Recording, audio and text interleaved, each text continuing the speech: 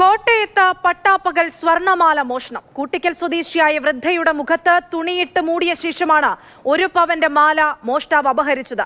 പക്ഷാഘാതം പിടിപെട്ട് ചികിത്സയിൽ കഴിയുന്നയാളെയാണ് മോഷ്ടാവ് ആക്രമിച്ച് മാല കവർന്നത്. കൂട്ടിക്കൽ വല്ലിറ്റ മഠത്തിൽ മറിയക്കുട്ടിയുടെ മാലയാണ് മോഷണം പോയത്.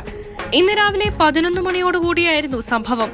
മൂത്ത മകന്റെ ഒപ്പമാണ് സെബാസ്റ്റ്യനും ഭാര്യ മറിയക്കുട്ടിയും താമസിക്കുന്നത്.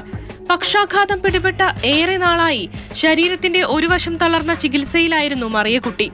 വീട്ടിലെ ചെറിയ ജോലികൾ മാത്രമാണ് ഇവർക്ക് ചെയ്യാൻ കഴിയുന്നത്.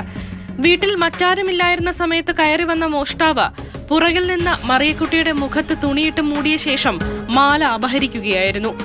കുട്ടികൾ കളിക്കുകയാണെന്നാണ് ആദ്യം മറിയക്കുട്ടി കരുതിയത്. മാല പൊട്ടിച്ചതോടെ നിലവിളിച്ചപ്പോഴേക്കും മോഷ്ടാവ് കടന്നു കളഞ്ഞു. തുണി എടുത്തോണ്ടാണ് കയറി വരുന്നത്. വന്ന് നോക്കിയപ്പോൾ സാധനം വന്നിട്ട് എനിക്ക് അങ്ങോട്ടും ഇങ്ങോട്ടും അറിയത്തില്ല. ഞാൻ തിരിച്ചിങ്ങനെ നോക്കിക്കൊണ്ട് വർത്താനം പറയാം കൊച്ചമ്മനോട്. എടാ നീ ആശുപത്രിയിൽ പോയിട്ടൊന്നും കൂടി കിട്ടിയില്ല ഞാൻ കൊച്ചോട് ചോദിക്കുന്നുണ്ട്. അന്ന് എപ്പോഴും ചിരിക്കുന്നുണ്ട്, അല്ല ഒന്നും പറയുന്നുമില്ല.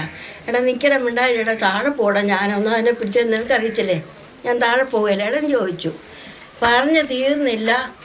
ഉടനെ ഇത് ഇട്ടേച്ച് വെച്ച് ഈ സാധനം എടുത്തു വന്നു പോലും എനിക്കറിയത്തില്ല. എടുത്തു വന്നു, എങ്ങോട്ട് പോയത് ഇതുവഴി അല്ലാതെ എങ്ങോട്ടും പോയിട്ടുമില്ല അവന്.